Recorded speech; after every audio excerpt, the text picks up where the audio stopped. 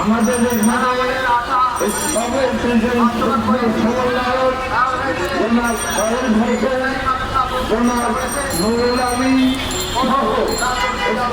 নেতৃবৃন্দ আছেন। আমাদের এখানে উপস্থিত আছেন আইবিসি সভাপতি জনাব কুতুবুদ্দিন আহমেদ, জনাব জহুর আমিন, কামরুল আনাম এবং জনাব আমর কালাম সহ বিভিন্ন জাতীয় এবং ফেডারেশনের নেতৃবৃন্দ সেখানে উপস্থিত আছে। আগামীকাল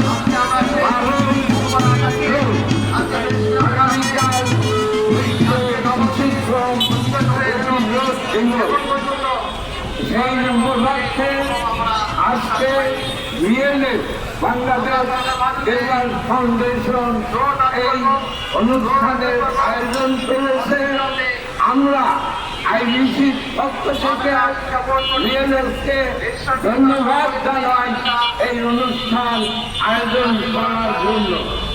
আমরা ধন্যবাদ জানাই এই অনুষ্ঠানকে সহযোগিতা করেছে নেদারল্যান্ডের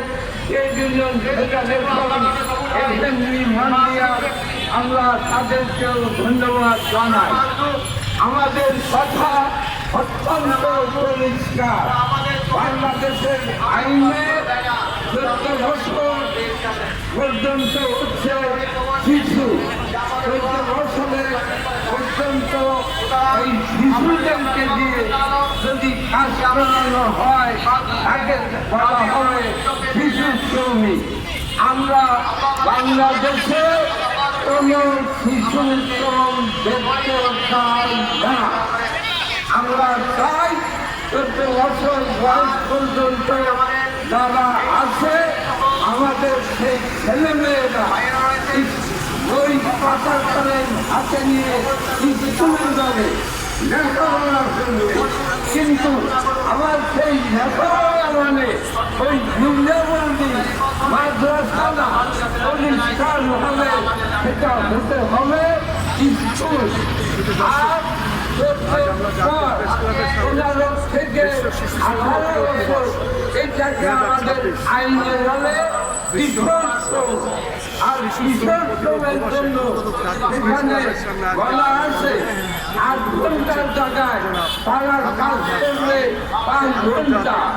তাদেরকে রাত্রে কাজ করানো যাবে না, তাদেরকে দিয়ে কাজেই কাজ করানো যাবে না। কিন্তু কিশোর শ্রমের জন্য যে সংবাদ সেটা মানা হয় না, সরকার দেখে না, মালিকরা মানে না, আমরাই সেটা মানতে পারি না। তাদের ওই কিশোর শ্রমের যে সংজ্ঞা এটার আমরা বিরক্তি চাই।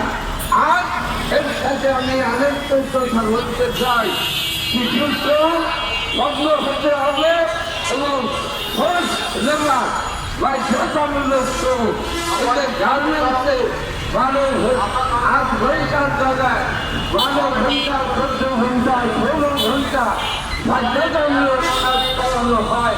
এটা লেবার। আমরা এটারও বিরক্তি চাই।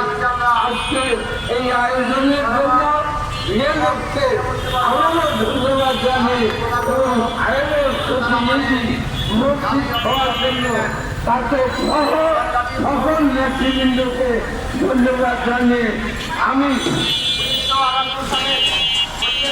আমাদের অনুষ্ঠানে আমাদের গর্ব, আমাদের নির্বাহী পরিষদ এবং যে সংস্কার কমিশন ছিল সেটির আহ্বায়ক আমাদের সুলতান ভাই উপস্থিত হয়েছেন।